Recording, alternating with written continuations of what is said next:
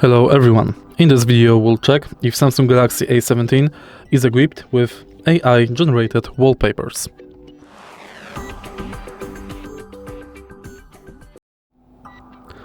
As on any other Samsung Galaxy smartphone, firstly we have to go to home screen settings. In order to do it, pinch inside the home screen. Now let's go to Wallpaper and Style. Change Wallpapers and scroll down.